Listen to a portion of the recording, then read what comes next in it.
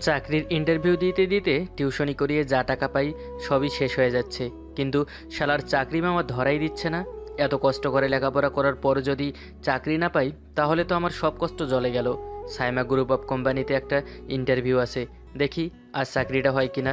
রাস্তা দিয়ে হেঁটে যাচ্ছি, তখনই দেখি একটা বৃদ্ধ লোক রাস্তা পার হতে চাইছে কিন্তু পারছে না। কি করব বুঝতে পারছি না।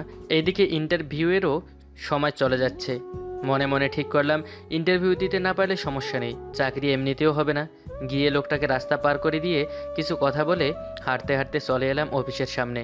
মনে মনে দোয়া পড়তে পড়তে অফিসের ভেতরে গিয়ে দেখি আমার মতো আরও 10 জন বসে আছে ইন্টারভিউ দিতে। গিয়ে বসে পড়ি তাদের পাশে। এক এক করে সবাই গিয়ে ইন্টারভিউ দিয়ে আসে। সবার শেষে আমার ডাক আছে। দুইটা ভদ্রলোক আর একটা মেয়ে বসে আছে। সালাম দিয়ে চেয়ারে বসে পড়ি। মেয়েটা বলে, চাকরি করতে চান কেন? কিছুটা অবাক হলাম। এ কেমন প্রশ্ন রে বাবা? বেঁচে থাকার জন্য ম্যাডাম। ঠিক বুঝলাম না আপনার কথা। আসলে আমাদের পরিবারের অবস্থা তেমন ভালো নয়, আর বাবাও বেঁচে নেই, বাসায় অসুস্থ মা। তাই মাকে নিয়ে একটু ভালো করে বেঁচে থাকার জন্য একটা চাকরির প্রয়োজন। আচ্ছা বুঝলাম। তা কোন পর্যন্ত লেখাপড়া করেছেন আপনি? জি, এমবিএ শেষ করেছি ম্যাডাম। এই মেয়ে কি পাগল নাকি? আমার সার্টিফিকেট তো তার হাতেই আছে, তাও জিজ্ঞেস করছে কেন কোন পর্যন্ত লেখাপড়া করেছি। মনে হয় জীবনে প্রথম ইন্টারভিউ নিচ্ছে। দেখুন, আমাদের কোম্পানিতে চাকরি করতে হলে আপনাকে অনেক মিথ্যা বলতে হবে। প্রজেক্ট খারাপ হলেও তাকে ভালো বলে উপস্থাপন করতে হবে। সরি ম্যাডাম, আমি চাকরি পাওয়ার জন্য নিজের সততা বিসর্জন দিতে পারবো না।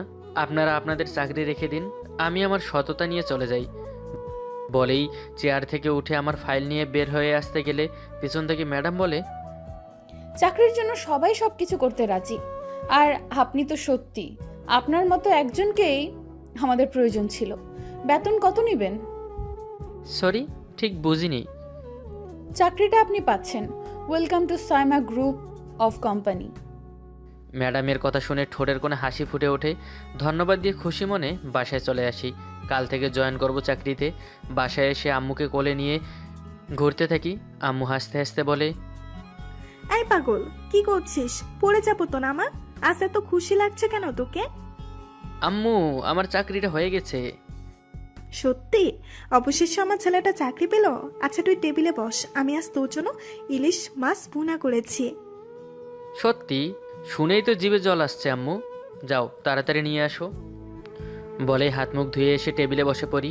একটু পর আম্মু খাবার নিয়ে এসে আমার প্লেটে দিতেই খেতে শুরু করি। খাবার খেয়ে রুমে গিয়ে কিছু সময় ঘুমিয়ে সন্ধ্যায় অফিসে যাওয়ার জন্য সব কিছু রেডি করে রেখে দেই।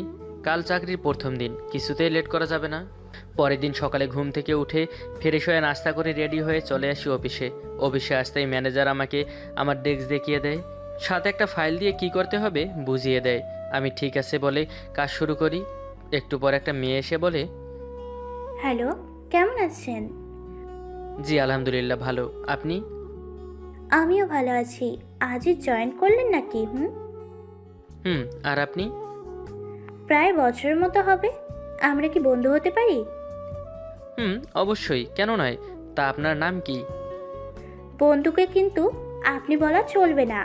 আর আমি প্রিয়াঙ্কা, তুমি? আমি তোফাজ্জল। এরপর আরও কিছু সময় পর প্রিয়াঙ্কার সাথে কথা বলে পিয়ন চাচা এসে বলে ম্যাডাম নাকি আমাকে ডেকেছে। আমি প্রিয়াঙ্কাকে বিদায় দিয়ে ম্যাডামের রুমের সামনে এসে দরজায় নক করি। তারপর বলি, মে আই কামিং ম্যাম? জি আসুন। এরপর আমি ভেতরে যেতেই ম্যাডাম আমাকে বলে, প্রথম দিন এসে এই মেয়েদের সাথে আড্ডা দিতে শুরু করেছেন মিস্টার তোফাজ্জল? কই না তো, আমি তো কাজ করছিলাম। আপনি কাজ করছিলেন না, আড্ডা দিচ্ছিলেন, সেটা আমি ভালো করেই জানি। আমার অফিসে কিন্তু ফাঁকিবাজি চলবে না, আর মেয়েদের থেকে দূরে থাকবেন। জি ম্যাম, মনে থাকবে।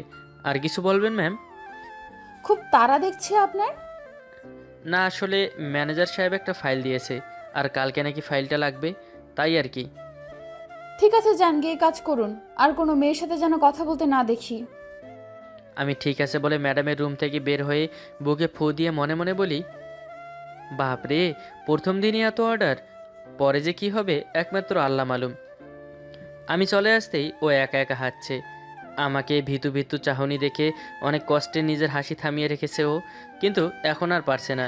কিছু সময় আমার কথা ভাবতে ভাবতে আবার কাজ করতে থাকে। কাজ করতে করতে লাঞ্চের সময় হয়ে গেছে, কখন বুঝতেই পারিনি। প্রিয়াঙ্কা এসে বলে, কি মিস্টার, শুধু কি কাজই করবে নাকি খাবারও খেতে হবে? কয়টা বাজে এখন? 2:10 বাজে, লাঞ্চ টাইম শুরু হয়ে গেছে। এই অফিসের একটা রুলস আছে, 2:30টার পর কেউ বসে থাকতে পারবে না, কাজ করতে আসতে হবে। আমার তো 10 মিনিটের লাঞ্চ হয়ে যাবে। ঠিক আছে, আমার ডেস্কে চলো। আমি আজ বিরিয়ানি রান্না করে এনেছি, একসাথে দুজনে লাঞ্চ করব। আরে না থাক, আমি ক্যান্টিন থেকে খেয়ে নিব, তুমি খেয়ে নাও গিয়ে। তুমি আমাকে মনে হয় এখনো বন্ধুই ভাবো না, তাই না তোফাজ্জল? এমনটা নয়, তুমি তো শুধু তোমার একার জন্য খাবার এনেছো। এখন আমি যদি সেখান থেকে খাই তবে কি হবে তোমার? একদিন অল্প খেলে কিছু হবে না, চলো তো। আর কি, এক প্রকার জোর করেই প্রিয়াঙ্কা আমাকে ওর সাথে শেয়ার করে নিয়ে যায়। এরপর দুজনে একসাথে লাঞ্চ শেষ করে আমি বলি, তুমি কিন্তু খুব ভালো রান্না করো, তোমার হাজবেন্ড তো অল্প দিনেই মোটা হয়ে যাবে। তাই? সত্যি ভালো হয়েছে নাকি এমনই বলছো? শোনো মিস, আমি মিথ্যা বলি না বুঝলে। আচ্ছা এখন যাই, আর 3 মিনিট আছে লাঞ্চ টাইম শেষ হতে। আর হ্যাঁ, থ্যাঙ্কস ফর দ্য লাঞ্চ। প্রিয়াঙ্কাকে মিষ্টি হাসি দিয়ে আমার দিকে তাকিয়ে আমি প্রিয়াঙ্কার ডেস্ক থেকে বের হতেই দেখি ম্যাডাম সামনে দাঁড়িয়ে আছে, চোখ দুটো লাল হয়ে আছে। ম্যাডামের থ্রেট মনে হতেই ভয়ে গলা শুকিয়ে এলো। ভয়ে ভয়ে বলি, ম্যাম ম্যাম ম্যাডাম আপনি এখানে? আপনি এখানে এতক্ষণ কি করছিলেন? জি, লাঞ্চ করতে এসেছিলাম ম্যাডাম। এইটা কি ক্যান্টিন যে আপনি এখানে লাঞ্চ করতে এসেছেন? আজ সকালে আমি আপনাকে কি বলেছিলাম ভুলে গেছেন? না মানে না মনে আছে ম্যাডাম, আসলে প্রিয়াঙ্কা জোর করলো তো তাই। যান, নিজের ডেস্কে গিয়ে কাজ করুন। আমাকে আর পাইকে এক দৌড়ে ডেস্কে চলে আসি, বুকে ফু দিয়ে চেয়ারে বসে কাজ করতে থাকি। কিছুক্ষণ পর পিয়ন চাচা এসে বলে ম্যাডাম ডাকছে। ল্যাপটপটা বন্ধ করে ম্যাডামের রুমে গিয়ে বলি, ম্যাম আমাকে ডেকেছেন? হুম, একটু পর রায় গ্রুপের সাথে একটা মিটিং আছে, আপনি আমার সাথে যাবেন। হাতে কোনো কাজ থাকলে শেষ করে নিন। আমি ম্যাম, আমি গিয়ে কি করব? আমার সাথে প্রেম করবেন? আজব লোক তো আপনি, মিটিংয়ে যা করে তাই করবেন। ম্যাডামের কথা শুনে একটু অবাক হলাম। আসার পর থেকেই আমার উপর অধিকার দেখাচ্ছে। কাহিনী কি? আমাকে চুপ করে থাকতে দেখে ম্যাডাম বলে, এত কি ভাবছেন, যান গিয়ে কাজ শেষ করে নিন। আমি ঠিক আছে বলে আমার ডেস্কে এসে বসে বাকি কাজগুলো শেষ করে নেই। একটু পর ম্যাডাম এসে বলে, চলুন মিস্টার তোফাজ্জল, এখনই বের হতে হবে আমাদের, হাতে বেশি সময় নেই। আমি ঠিক আছে বলে ল্যাপটপ বন্ধ করে ম্যাডামের সাথে অফিস থেকে বের হতেই ম্যাডাম বলে, মিস্টার তোফাজ্জল, আপনি ড্রাইভ করতে পারেন? জি ম্যাডাম, একটা বন্ধুর থেকে শিখেছিলাম। তাহলে আপনি ড্রাইভ করুন, আমার একটু টায়ার্ড লাগছে। আমি ঠিক আছে বলে ড্রাইভিং সিটে বসে পড়ি। ভেবেছিলাম ম্যাডাম হয়তো পিছনে বসবে, কিন্তু আমাকে অবাক করে দিয়ে আমার পাশেই বসে পড়ে। আমি ম্যাডামের থেকে লোকেশন জেনে নিয়ে ড্রাইভ করতে থাকি। একটু পর পৌঁছে যাই রায় গ্রুপের সামনে। গাড়ি থেকে নেমে ম্যাডামের সাথে অফিসের ভেতরে যেতেই কয়েকজন লোক এসে ম্যাডামকে সালাম দেয়। ম্যাডাম সালামের জবাব দিয়ে বলে, আমার হাত নষ্ট করার মতো সময় নেই মিস্টার রায়, মিটিং রুমে চলুন। এরপর সবাই মিটিং রুমে গিয়ে একজন একজন করে বলতে থাকে নতুন প্রজেক্টের সম্পর্কে। আমি চুপচাপ বসে আছি। ম্যাডাম বলে, মিস্টার তোফাজ্জল, আপনি চুপ করে বসে আছেন কেন? কি মনে হয় এই ডিলটা করলে কেমন হবে? ম্যাম রাগ করবেন না, ওনাদের কথা শুনে মনে হচ্ছে কোনো একটা বস্তি ভেঙে এই প্রজেক্টটা সেখানেই করা হবে। এতে হয়তো আপনাদের লাভ হবে অনেক, কিন্তু গরিব অসহায় মানুষগুলো কোথায় যাবে সেটা একবার ভেবে দেখুন। আমার কথা শুনে রায় গ্রুপের এমডি বলে তারা ওই বস্তির লোকগুলোকে কিছু টাকা দিয়ে দিবে। এটা শুনে রাগ হচ্ছে খুব। রাগকে কন্ট্রোল করে বলি, মিস্টার রায় আপনি কত টাকা দিবেন? 10,000, 50,000?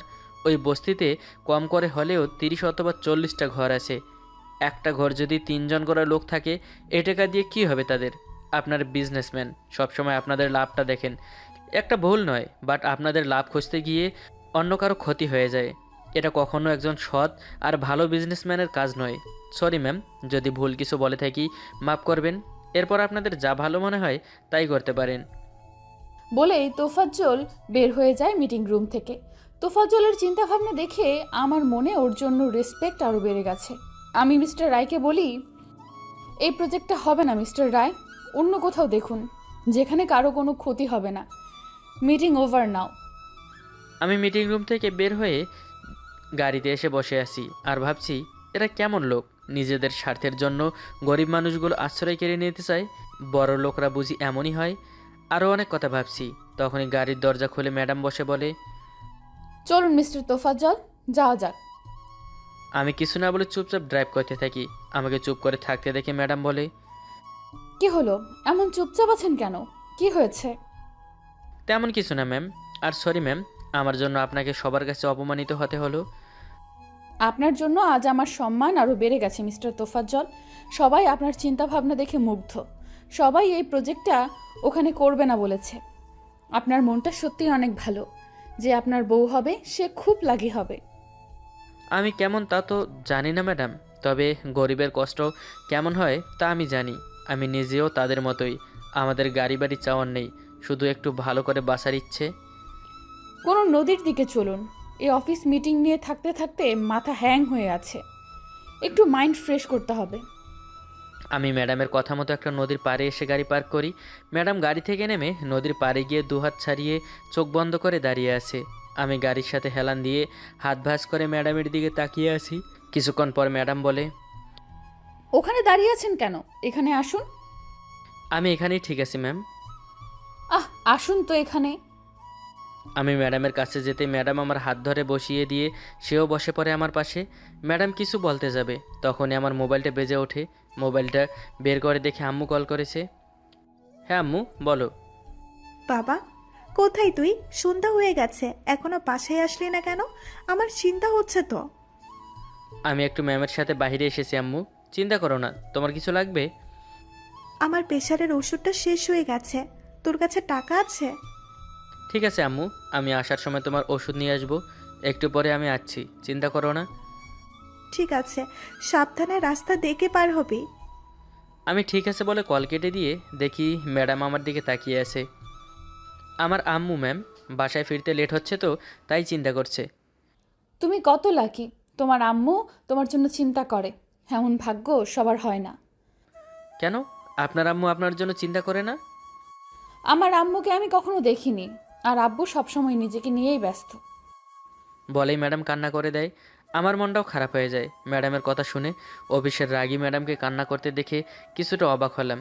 এত কষ্টে মনে রেখে কি সুন্দর সবার সাথে হাসি মুখে কথা বলে। হুট করেই ম্যাডাম কান্না করতে করতে আমাকে জড়িয়ে ধরে। আমার শরীর মুহূর্তেই শীতল হয়ে যায়। মনে হচ্ছে কেউ যেন বরফ এনে আমার উপরে ঢেলে দিয়েছে। ম্যাডাম কান্না করতে করতে বলে, আমি কখনো কারোর ভালোবাসা পাইনি। আব্বু ছোট থেকে কোনো কিছুর অভাব রাখেনি, চাওয়ার আগেই হাতের কাছে এনে দিয়েছে। কিন্তু একটু ভালোবাসার জন্য চাতক পাখির মতো আব্বুর দিকে তাকিয়ে থাকতাম। আব্বু কখনো সেটা বুঝতেই চাইতো না। কেমন হয় তফাজ্জল, বলো তো? আমি কি বলবো বুঝতে পারছি না। শরীর যেন অবশ হয়ে যাচ্ছে। এর আগে কখনো কোনো মেয়ের এতটা কাছে আমি যাইনি। ম্যাডামের গরম নিঃশ্বাস আমার বুকে পড়ছে। হঠাৎ করেই মুষলধারে বৃষ্টি শুরু হয়। ম্যাম গাড়িতে চলুন, বৃষ্টি শুরু হয়ে গেছে, পরে অসুস্থ হয়ে যাবেন। ম্যাডাম আমাকে ছেড়ে দিয়ে বলে, কিছু হবে না, আজ বৃষ্টিতে ভিজবো, তুমি ভিজবে আমার সাথে, প্লিজ। ম্যাডামের মায়াবী চাহনি আর এমন অনুরোধ আমি ফেলতে পারিনি। ঠিক আছে বলে দুজনে দাঁড়িয়ে বৃষ্টিতে ভিজতে থাকি। ম্যাডাম চোখ বন্ধ করে দুহাত দুদিকে সরিয়ে চোখ বন্ধ করে বৃষ্টির প্রতিটি ফোঁটার স্পর্শ অনুভব করছে।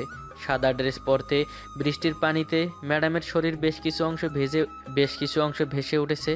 আশেপাশে তাকিয়ে দেখি কিছু লোক ম্যাডামের দিকে লালসার দৃষ্টিতে তাকিয়ে আছে। তাই ব্লেজারটা খুলে ম্যাডামকে বলি, ম্যাম এটা পরে নিন, সবাই আপনার দিকে কেমন করে তাকিয়ে আছে। ম্যাডাম নিজের দিকে তাকিয়ে লজ্জা পেয়ে মাথা নামিয়ে শান্ত কণ্ঠে বলল, তুমি পরিয়ে দাও। আমি কিছু না ভেবে ম্যাডামকে ব্লেজার পরিয়ে দেই। ম্যাডাম আমার দিকে তাকিয়ে মুচকি হাসে। আরও বেশ কিছু সময় বৃষ্টিতে ভিজে দুজনে এসে গাড়িতে উঠে আমি ড্রাইভ করে একটা ওষুধের ফার্মেসিতে এসে আমুর প্রেশারের ওষুধ নিয়ে ম্যাডামকে বলি, আমি আপনাকে বাসায় পৌঁছে দিয়ে তারপর বাসায় যাব ম্যাডাম। আমাকে আজ তোমার বাসায় নিয়ে যাবে তোফাজ্জল? আমার বাসায় আপনি 1 সেকেন্ডও থাকতে পারবেন না ম্যাম। আপনাদের মতো এত বড় বাসা আমাদের নয়, ছোট্ট একটা ঘর আমাদের। সেখানে মা আছে তো? আমি তোমার মায়ের সাথে দেখা করব। প্লিজ আমাকে নিয়ে চলো তোমার বাসায়। আমি ঠিক আছে বলে গাড়ি ড্রাইভ করতে থাকি। একটু পর বাসার সামনে এসে গাড়ি থামিয়ে ম্যাডামকে নিয়ে গাড়ি থেকে নেমে বাসার সামনে গিয়ে দরজায় নক করতেই আম্মু দরজা খুলে দেয়। আমার সাথে ম্যাডামকে দেখে বলে, উনি কে তোফাজ্জল? আমার অফিসের ম্যাম আম্মু, তোমাকে দেখতে চেয়েছে তাই নিয়ে আসলাম। আগে তোমার একটা শাড়ি ম্যামকে দাও, বৃষ্টিতে ভিজেছে, এই অবস্থায় থাকলে ঠান্ডা লেগে যাবে। আচ্ছা, তুই রুমে গিয়ে চেঞ্জ করে নে। আর ম্যাডাম, আপনি আসুন আমার সাথে। আমি আপনার মেয়ের মতো আন্টি, আমাকে নাম ধরে ডাকলে খুশি হব। আচ্ছা তাই হবে, এখন এসে চেঞ্জ করে নাও। এরপর আমি আম্মুকে ওষুধ দিয়ে রুমে চলে যাই আর ম্যাডামকে নিয়ে আম্মুর রুমে চলে যায়। একটু পর চেঞ্জ করে ড্রয়িং রুমে এসে বসে আছি। আম্মু এসে আমাকে বলে, মেয়েটা খুব সুন্দর, তোর সাথে কিছু আছে নাকি? আমার সাথে কি থাকবে আম্মু? না মানে, তুই ভালোবাসিস নাকি? আমার খুব পছন্দ হয়েছে। আম্মু পাগল হয়ে গেছো? উনি আমার অফিসের বস, কোথায় উনি আর কোথায় আমি? ওনার বাসার কাজের লোক হবার যোগ্যতাও আমার নেই, আর তুমি বলছো হা হা হা। হুম, ঠিকই বলেছিস। আমি একটু বেশি ভেবে ফেলেছি, তাই না রে? আমি আম্মুর হাত ধরে হাতে চুমু দিয়ে বলি, আমাদের যেমন সাধ্য তেমনই স্বপ্ন দেখা উচিত আম্মু। এখন কিছু খেতে দাও, খুব ক্ষুধা পেয়েছে। আচ্ছা তুই বস, আমি দেখছি তোর ম্যাডাম কি করছে। সেও তো মনে হয় এখনো কিছুই খায়নি। রুম থেকে বের হতেই তোফাজ্জল আর আন্টির কথাগুলো শুনি। আন্টির কথা শুনে মনের কোণে স্বপ্নগুলো বাসা বাঁধতে শুরু করে, কিন্তু এই বোকাটা বোঝে না। আম্মু ম্যাডামকে ডাকতে গেলে দেখে রুমের বাইরে দাঁড়িয়ে আছে। আরে মা, এসো খাবার খাবে। ম্যাডাম এসে চেয়ার টেনে আমার পাশে বসে পড়ে। আম্মু খাবার দিলে খাবার খেয়ে নিয়ে তিনজনে কিছু সময় গল্প করে আমি ম্যাডামকে তার বাসায় দিয়ে আসি। ম্যাডাম বলে, তোমাকে অসংখ্য ধন্যবাদ তোফাজ্জল, আজকের দিনটা আমার জীবনের সবচেয়ে বেস্ট ছিল। এতটা আনন্দে আমি কখনো একটা দিনও কাটাইনি। আপনার যখন ইচ্ছে হবে আপনি আমার বাসায় আম্মুর কাছে যেতে পারেন ম্যাম। আচ্ছা আমি এখন আসি, রাত হয়ে গেছে অনেক। 1 মিনিট, আমি ড্রাইভার আঙ্কেলকে বলছি তোমায় বাসায় দিয়ে আসবে। লাগবে না ম্যাডাম, আমি চলে যেতে পারবো। এত রাতে একা যেতে হবে না, আর একটু আগে বৃষ্টি থেমেছে, এখন গাড়িও পাবে না। ম্যাডাম এক প্রকার জোর করে ড্রাইভার চাচার সাথে পাঠায়। বাসায় এসে আম্মুর সাথে কিছু সময় কথা বলে রুমে গিয়ে শুয়ে পড়ি। মুহূর্তেই চোখের রাজ্যে ঘুম এসে ভর করে। পরের দিন সকালে ঘুম থেকে উঠে ফ্রেশ হয়ে নাস্তা করে আম্মুর কপালে চুমু দিয়ে চলে আসি অফিসে। মাত্র ডেস্কে বসতে যাব তখনই প্রিয়াঙ্কা এসে বলে, কাল কোথায় চলে গেলে, দেখলাম না তোমায়। ম্যামের সাথে মিটিংয়ে গিয়েছিলাম, সেখান থেকেই বাসায় চলে গেছি। ও আচ্ছা, তা আজ বিকেলে একটু সময় হবে তোমার? কেন, কোথাও যাবে নাকি? কফি খেতে যাব তোমাকে নিয়ে, যদি তোমার কোনো সমস্যা না থাকে। না, সমস্যা থাকবে কেন? ঠিক আছে, অফিস টাইম শেষ হলে যাব। এখন কাজ করি, তুমিও গিয়ে কাজ করো। ম্যাম যদি দেখে আমরা আড্ডা দিচ্ছি তাহলে দুজনকে চাকরি থেকে আউট করে দিচ্ছে। প্রিয়াঙ্কা হাসতে হাসতে চলে যায়। আমি কাজে মন দেই। একটু পর পিয়ন চাচা এসে জানায় ম্যাডাম নাকি আর্জেন্ট আমাকে ডেকেছে। আর কি, চলে এলাম ম্যাডামের রুমে। জি ম্যাডাম, আমাকে ডেকেছেন? অফিসে আসতে আসতে প্রিয়াঙ্কার সাথে আড্ডা দিতে শুরু করে দিয়েছো? তোমার এত কিসের কথা ওই মেয়ের সাথে? প্রিয়াঙ্কা তো আমার ফ্রেন্ড ম্যাম, ওই কাল অফিস থেকে কোথায় গিয়েছিলাম তাই জিজ্ঞেস করেছিল। এত হেসে হেসে এই কথা বলার কি আছে? আর তুমি জয়েন করেছো 2 দিন হয়েছে, এর মধ্যে কিভাবে বন্ধুত্ব হয়ে যায়? লাস্ট ওয়ার্নিং দিতেছি তোমাকে, আর যেন আর কখনো তোমাকে ওই মেয়ের সাথে কথা বলতে না দেখি। আমি মনে মনে বলি, বাপরে, কথা বলছি এটা দেখে এই অবস্থা।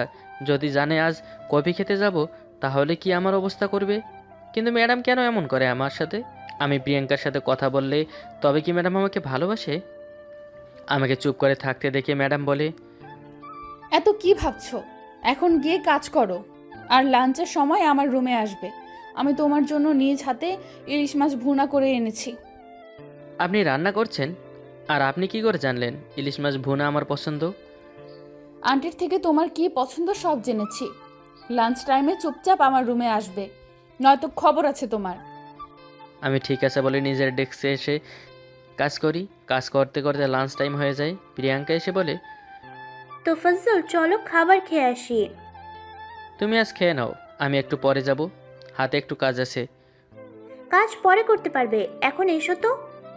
খুব আর্জেন্ট। আজ পারবো না, তুমি খেয়ে নাও। প্রিয়াঙ্কা ঠিক আছে বলে চলে যায়।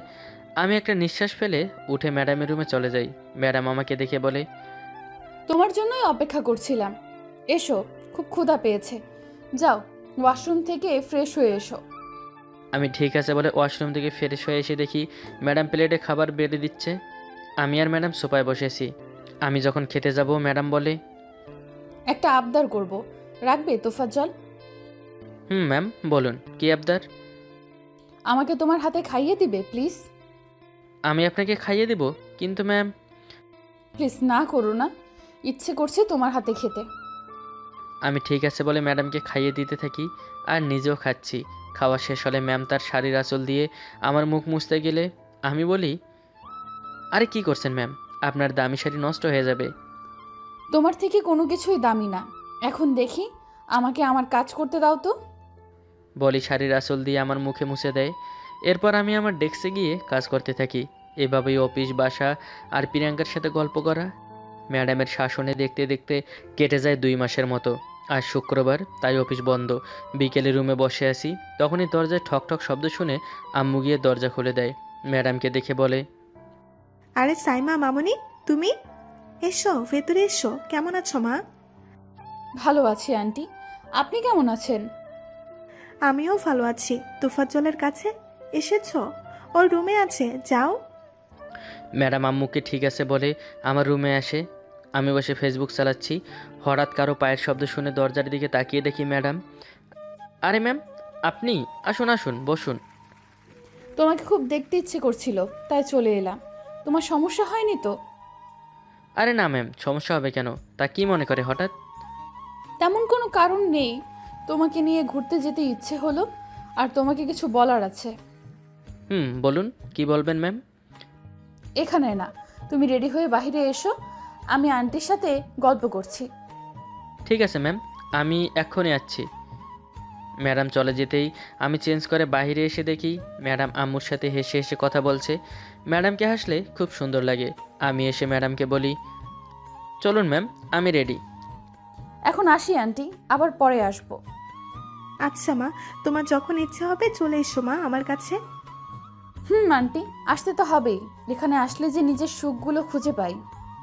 এরপর ম্যাডামকে নিয়ে বাসা থেকে বের হয়ে গাড়ি ড্রাইভ করে চলে আসি নদীর পাড়ে।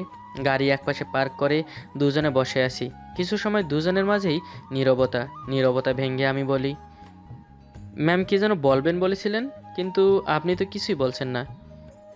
আগে বলো, আমার কথা তুমি রাখবে, আমাকে ফিরিয়ে দেবে না? কি এমন কথা ম্যাম? বলবো, তুমি বলো আমাকে ফিরিয়ে দেবে না? ঠিক আছে, যদি আমার সাধ্যের মধ্যে থাকে অবশ্যই আপনাকে দিব। আমি মন খুলে হাসতে চাই, প্রাণ ভরে নিঃশ্বাস নিতে চাই, একটু ভালোবাসা পেতে চাই, নিজেকে নতুন করে সাজাতে চাই, আর তার জন্য তোমার একটু ভালোবাসা চাই। কি বলছেন আপনি ম্যাম? আমি আর আপনাকে ভালোবাসবো?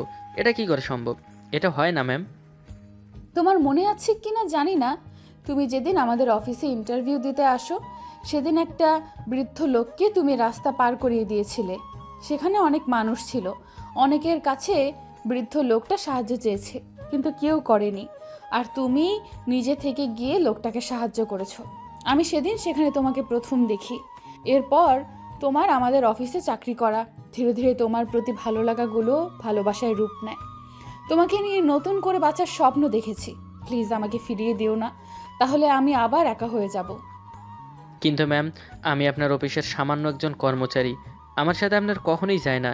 এটা কেউ ভালো চোখে দেখবে না। সবাই বলবে আমি আপনার প্রপার্টি দেখে আপনাকে আমার প্রেমের জালে ফাঁসিয়েছি।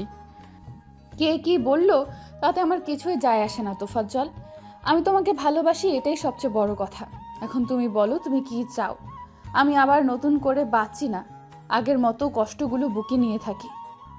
আমি চাই আপনি সবসময় হাসি খুশি থাকুন, কিন্তু আমি এটা পারবো না ম্যাম। আপনার সাথে কিছুতেই আমার যায় না। তুমি আমাকে ভালোবাসবে না, তাই তো? ঠিক আছে, আমিও আর বাঁচতে চাই না কষ্টগুলো নিয়ে। বলেই ম্যাডাম নদীতে ঝাঁপ দেয়। আমি সময় নষ্ট না করে সাথে সাথে ঝাঁপিয়ে পড়ি। ম্যাডামকে নদীর কিনারে তুলে ঠাস করে একটা থাপ্পড় দিয়ে বলি, পাগল হয়ে গেছেন আপনি? কি করছিলেন এটা? কিছু হয়ে গেলে কি হতো? কেন বাঁচালে আমায়? আমি মরে গেলেই তো ভালো হতো। তোমার কি আসে যায় আমি মরে গেলে? আসে যায় আমার, কারণ আমিও আপনাকে বলেই থেমে যাই। ম্যাডাম আমার দুগালে হাত রেখে বলে, বলো, কারণ তুমিও আমাকে কি বলো না তোফাজ্জল। কারণ আমিও তোমাকে ভালোবাসি সাইমা। আমিও কখন কিভাবে তোমাকে ভালোবেসে ফেলেছি আমি নিজেও জানি না। সাইমা আমাকে শক্ত করে জড়িয়ে ধরে কান্না করে দেয়। আমিও শক্ত করে আমার বুকে আঁকড়ে ধরি সাইমাকে। কিছু সময় দুজনকে শক্ত করে জড়িয়ে ধরে থাকি। একটু পর সাইমা আমাকে ছেড়ে দিয়ে আমার কপালে গালে ঠোঁটে নিজের ঠোঁট ছোঁয়ায়। আরও কিছু সময় দুজনকে জড়িয়ে ধরে থেকে একটু পর দুজনে গাড়িতে উঠে আমি সাইমাকে ওর বাসায় দিয়ে বাসায় চলে আসি। আম্মু আমাকে ভেজা দেখে বলে, কি রে, তোর এই অবস্থা কেন? এরপর আমি আম্মুকে সব বলি। সব শুনে আম্মু বলে, তাহলে তোরা একে অপরকে ভালোবাসিস? যাক, আমার ইচ্ছেটা তাহলে পূরণ হবে। আম্মু, আচ্ছা আমি এখন গিয়ে চেঞ্জ করে আসি। বলেই রুমে এসে চেঞ্জ করে আম্মুকে বলি, আম্মু বাসায় কফির পাউডার আছে? আছে, তুই বস, আমি এক্ষুনি বানিয়ে আনছি। আমি ঠিক আছে বলে টিভি অন করি। টিভিতে সালমান শাহের চাওয়া থেকে পাওয়া ছবিটা হচ্ছে। দেখছি ছবিটা। আম্মু এসে কফি দিয়ে রুমে চলে যায়। আমি কফি খাচ্ছি আর ছবি দেখছি। হঠাৎ মোবাইলটা বেজে ওঠে। মোবাইল হাতে নিয়ে দেখি সাইমার কল। রিসিভ করে বলি, সাইমা বলো। কি করছো? আন্টি কোথায়? আম্মু রুমে। আমি টিভিতে মুভি দেখি। তুমি কি করছো? বসে আছি রুমে। কাল একটু তাড়াতাড়ি অফিসে আসতে পারবে? কোনো কাজ আছে নাকি?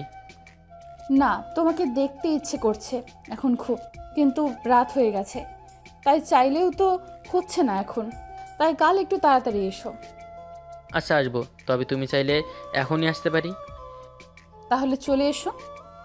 আরও টুকটাক কথা বলে কল রেখে দিয়ে রুমে গিয়ে একটা ফাইল নিয়ে রুম থেকে বের হতে গেলে আবার মোবাইলটা বেজে ওঠে। প্রিয়াঙ্কা কল করেছে।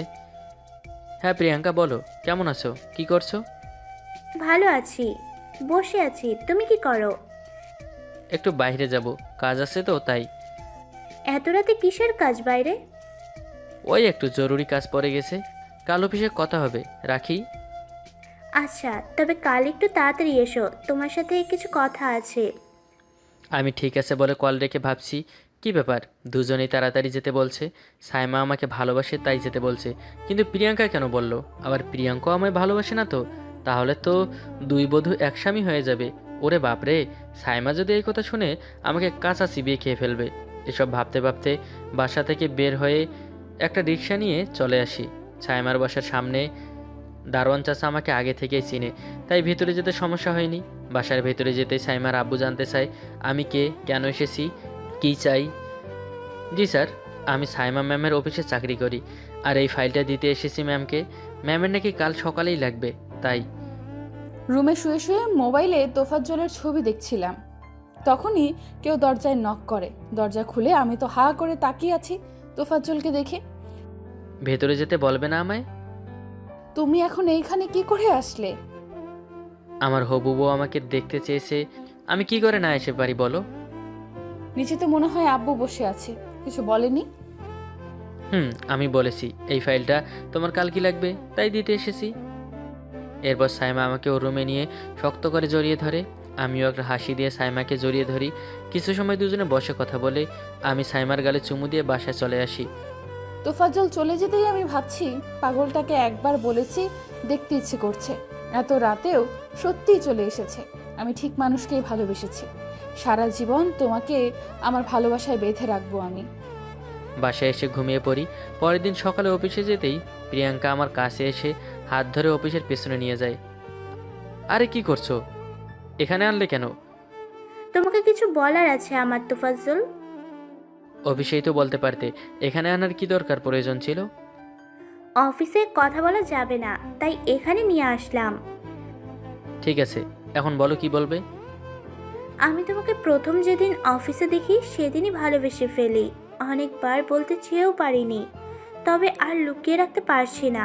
I love you Tofazzal. বলেই আমাকে জড়িয়ে ধরে প্রিয়াঙ্কা। আমি প্রিয়াঙ্কাকে ছাড়িয়ে বলি, দেখো প্রিয়াঙ্কা, আমি তোমাকে কখনো বন্ধু ছাড়া অন্য কিছুই ভাবিনি, আর ভাবতেও পারবো না। আমি অন্য একজনকে ভালোবাসি, আর সেও আমাকে খুব ভালোবাসে। আমি বন্ধু হয়ে তোমার পাশে সবসময় থাকবো, কিন্তু আমি তোমাকে ভালোবাসতে পারবো না। প্লিজ আমাকে এই নিয়ে আর কিছু বলো না। সেই লাকি মেয়েটা কি জানতে পারি? সময় হলেই জানতে পারবে, এখন বলতে পারবো না। বলেই আমি সেখান থেকে চলে আসি। অফিসের ভেতরে আসতেই সাইমা আমার হাত ধরে টেনে ওর রুমের নিয়ে দরজা বন্ধ করে দেয়। আমাকে শক্ত করে জড়িয়ে ধরে বলে, আই লাভ ইউ। আমি আজ আরও বেশি বুঝতে পেরেছি তুমি আমাকে কতটা ভালোবাসো।